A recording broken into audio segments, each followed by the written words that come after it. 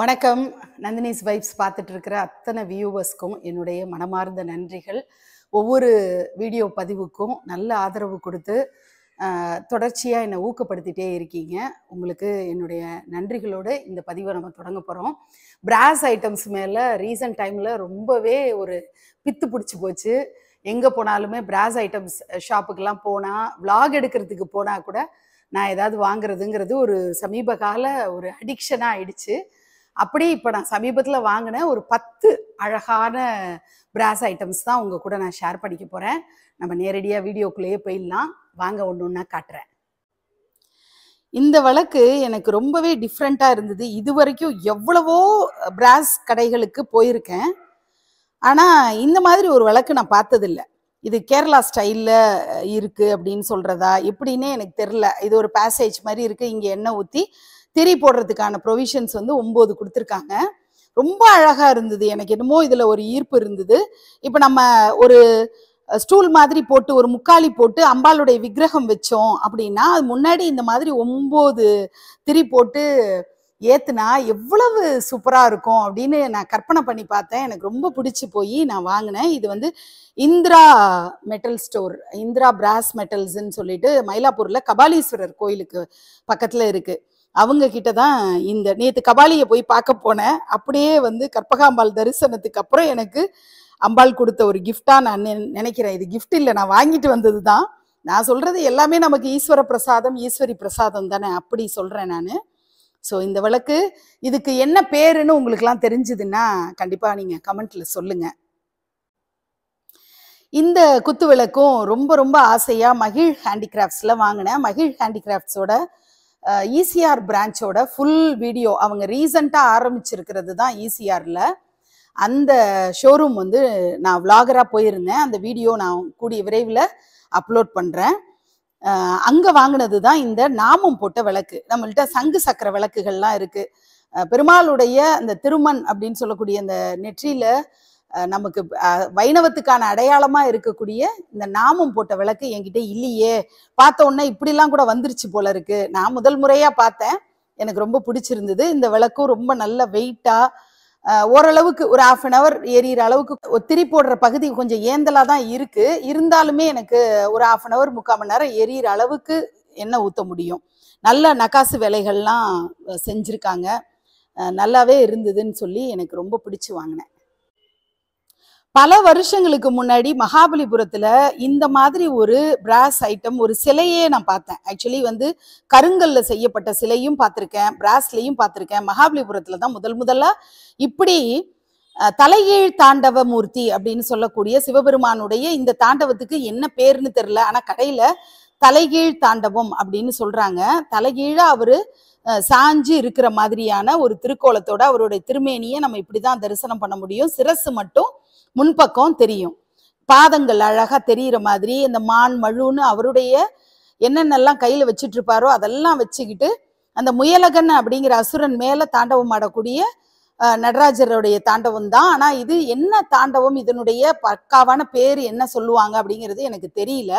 இதுவும் நீங்கள் கமெண்ட்ல சொல்லுங்க. மகாபலிபுரத்தில் நான் அந்த கருங்கல்ல செய்யப்பட்ட சிலையை பார்க்கும் போதுலேருந்தே இந்த சிலை மேலே ஒரு ஈர்ப்பு ஆர்வம் இருந்தது. பிராஸ்லையும் நிறைய இடங்கள்ல பார்த்தேன். ஆனால் இந்த முறை மகிழ் ஹேண்டிகிராஃப்ட்ஸில் வாங்கணும்னு தோணிருச்சு, வாங்கிட்டு வந்துட்டேன்.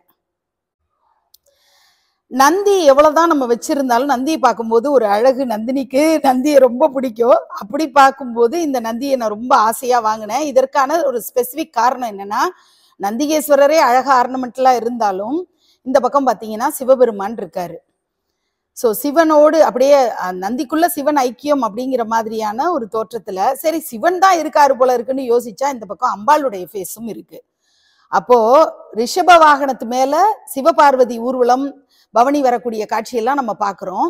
இந்த நந்தியில 2 பேருமே நந்திக்குள்ளேயே ஐக்கியமா இருக்கிறாங்க அப்படின்றது பக்தர்களுக்குள்ள இறைவன் ஐக்கியம் அப்படிங்கிற மாதிரி நந்தியை விட சிறப்பான சிவபக்தரை நம்மளால அடையாளம் காண முடியுமா அப்படின்றது ஒரு கேள்விக்குறிதான். அதனாலதான் நந்தியை நம்ம ரொம்பவே வழிபாடு பண்றோம். பிரதோஷ நாள்ல நந்தி கிட்ட கோரிக்கைகள்லாம் காதுல சொல்றோம். அப்படி பார்க்கும்போது சிவபார்வதியும் இணைஞ்ச இந்த ஸ்வரூபத்தை பார்க்கும்போது எனக்கு ரொம்ப பிடிச்சிருந்தது. இங்க பாத்தீங்கன்னா எனக்கு இது ஒரு லிங்க ஸ்வரூபமா தெரியுது. பார்க்க நந்தியோட மேலே லிங்க ஸ்வரூபமும் வந்த மாதிரி ஒரு ஃபீலு. ஸோ இது எனக்கும் ரொம்ப பிடிச்சி மகிழ் ஹேண்டிகிராஃப்ட்ஸில் தான் வாங்கினேன். காப்பரில் கொஞ்சம் கலெக்ஷன்ஸ் வாங்கிட்டு இருக்கேன். முதல்ல மகாவிஷ்ணு, வடபத்திர சாயி பெருமாளும் ரங்கமன்னார் வாங்கிட்டு, அதுக்கப்புறம் ஆண்டாள் வாங்கி திருப்பாவை சமயத்தில் தான் இந்த கலெக்ஷனை நான் ஸ்டார்ட் பண்ணேன். கொஞ்சம் கொஞ்சம் அப்பப்போ வாங்கிட்டு இருக்கேன். அந்த மாதிரி இப்போ நான் வாங்கின ஒரே ஒரு காப்பர் ஐட்டம் அப்படின்னா இந்த சிவபெருமானும் பார்வதி மடியில் வச்சுட்டு இருக்கிறது. இதை எல்லாரும் சொர்ணாகர்ஷண பைரவர் அப்படின்னு கமெண்ட்ல சொல்றாங்க. எனக்கு ஆக்சுவலி அப்படி சொர்ணாகர்ஷண பைரவரா எனக்கு தோணலை. பைரவர் மூர்த்தங்கள் மனைவியோட வருமானது எனக்கு தெரியல.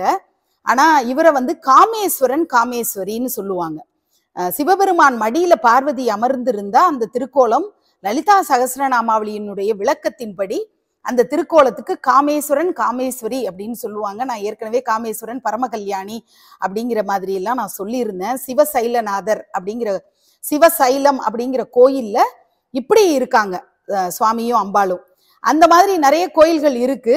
நம்ம இதை காமேஸ்வரன் காமேஸ்வரியா தான் பார்க்கணுன்றது என்னுடைய அபிப்பிராயமா இருக்கு.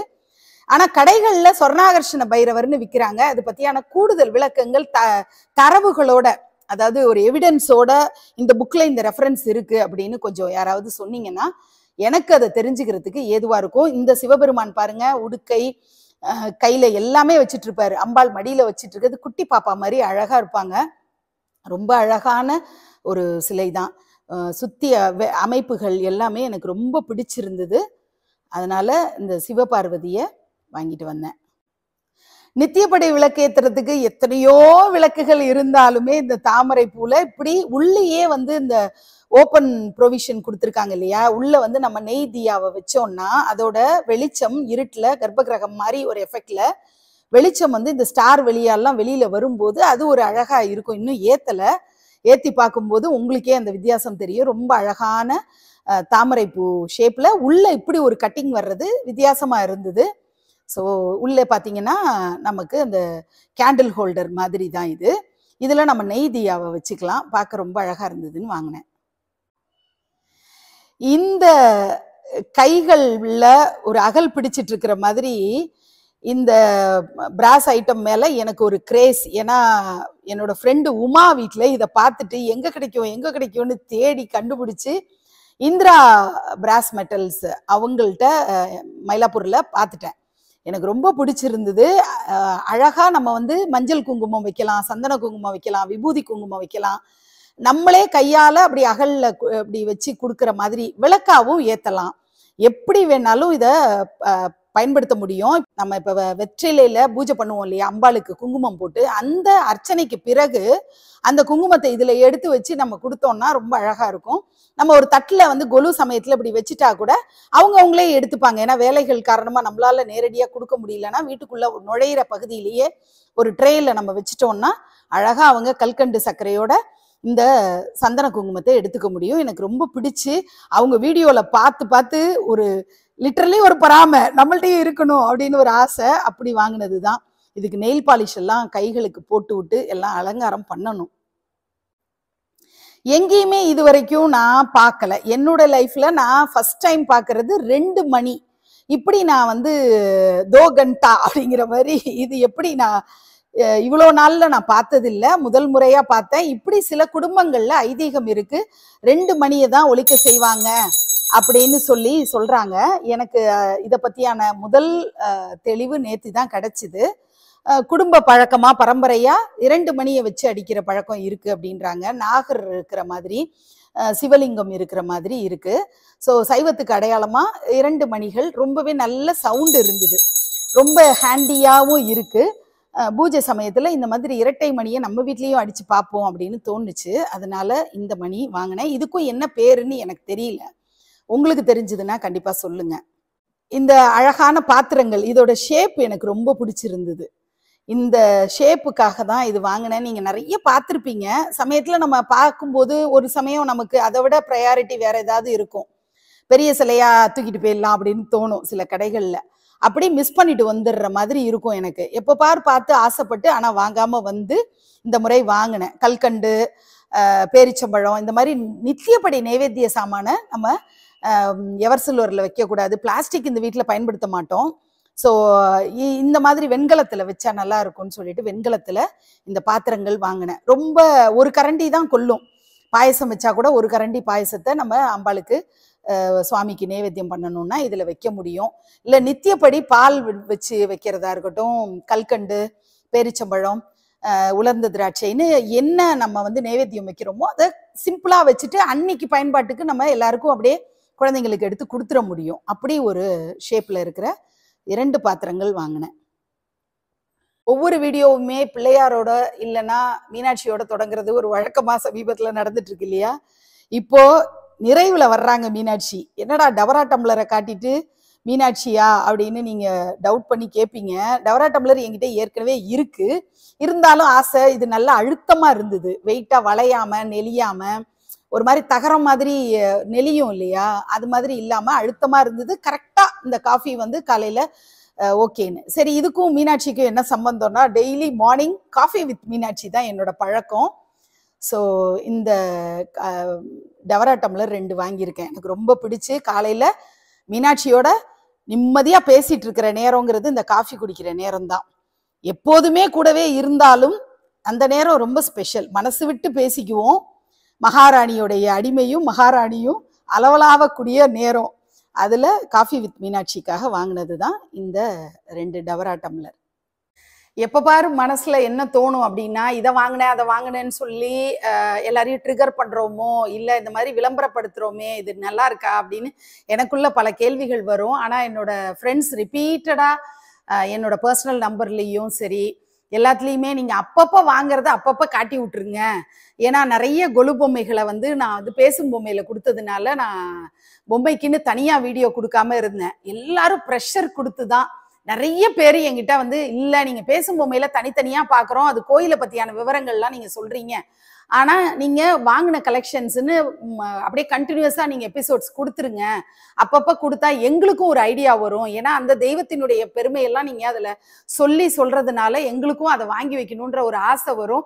கொலுவில் நாங்கள் முன்கூட்டியே அதை யோசிக்க முடியும் அப்படின்னு சொன்னதுனால தான் அந்த பார்ட் 1 பார்ட் 2 2 கொடுத்தேன். அதெல்லாமே தேடி கண்டுபிடிக்க எனக்கு கஷ்டமாக இருந்தது. ஏன்னா அதெல்லாம் கடந்த 3-4 மாதமாக நான் கொடுத்த பொம்மைகள் தான். அதனால அப்பப்போ கொடுங்க அப்படின்னு ஒரு விஷயம் சொன்னதுனால தான் இந்த 10 ஐட்டம்ஸையும் எனக்கு பிடிச்சி இப்போ ரீசண்டானா இந்த நேத்திக்கும் மகிழ் ஹேண்டிகிராஃப்ட்ஸுக்கு போனேன். தேர்ஸ்டே அன்னைக்குன்னு நினைக்கிறேன். இந்த லாஸ்ட் தேர்ஸ்டேவும் நேத்தியும் வாங்கினது தான் இந்த பிராஸ் கலெக்ஷன்ஸ். இதுக்கு முன்னாடி நிறைய மிஸ் ஆகி போயிருச்சு. அட்லீஸ்ட் இனிமே நம்ம கண்டினியூ பண்ணிக்கலாம் அப்படிங்கிற ஐடியால தான். ஏன்னா ஒரு சமயம் நான் வந்து பூஜையிலேயே வச்சிருப்பேன் அந்த விளக்க. அதனால அதில் தான் பார்த்துருப்பாங்களே, இதில் எதுக்கு தனியாக கொடுக்கணும் அப்படின்னு எனக்குள்ளார அப்படி பல தடுமாற்றங்கள் வருது. ஆனால் இதுக்கெல்லாம் ஒரு சப்போர்ட்டர்ஸ் இருக்கிறாங்க, பார்க்குறவங்க பார்க்கட்டும் அப்படிங்கிற ஒரு ஐடியால தான் நான் இதை கொடுக்குறேன். உங்களுக்கு இது வந்து ஏன் இப்படி இவங்க அதை வாங்கினேன் இதை வாங்கினேன்ட்டு, நான் நிச்சயமாக வாங்குற பொருள் வந்து தெய்வீகமான விஷயங்களா இருந்தால் மட்டும்தான் அதை நான் வந்து உங்கள்கிட்ட நான் ஷேர் பண்ணுவேன். மற்றபடி வீட்டு பொருள் வாங்குறதெல்லாம் நான் பெருசாக காட்ட விரும்புறது இல்லை. இது பூஜை ரூம் சம்மந்தப்பட்ட விஷயங்களா இருக்கிறதுனால உங்கள் கூட நான் ஷேர் பண்ணிக்க விரும்பினேன். அதை தான் நான் உங்களோட பண்ணியிருக்கேன் இந்த வீடியோவில். இதை நீங்கள் அழகாக ஏற்றுப்பீங்க, கரெக்டாக புரிஞ்சுப்பீங்க அப்படின்னு நான் நம்புகிறேன். இந்த டிஸ்க்ளைமர் முன்னாடி கொடுத்துருக்கணும், இருந்தாலும் இறுதி போர்ஷன்லையாவது கொடுக்கணும்னு நினைக்கிறேன். அடுத்து மகிழ் ஹேண்டிகிராஃப்ட்ஸோட ஒரு சூப்பரான எக்ஸ்க்ளூசிவ் பிராஸ் கலெக்ஷன்ஸோட அவங்களுடைய ஈசிஆர் பிரான்ச்சோட ஒரு வீடியோ தான் நான் கொடுக்க போகிறேன். அவங்களோட அம்பத்தூர் பிரான்ச்சு நான் ரொம்ப ஒரு 1.5 வருஷம் 2 வருஷம் முன்னாடி கொடுத்துருக்கேன். அது நிறைய பேர் பார்த்துருக்கீங்க. இப்போ அவங்களோட ஈசிஆர் பிரான்ச்சு சமீபத்தில் தொடங்கப்பட்டிருக்கு. அங்கே என்னென்ன கலெக்ஷன்ஸ் இருக்குங்கிறத எக்ஸ்க்ளூசிவாக எடுத்து வச்சுருக்கேன். அதை நான் அடுத்த வீடியோவாக உங்களுக்கு அப்லோட் பண்ணுறேன். நன்றி.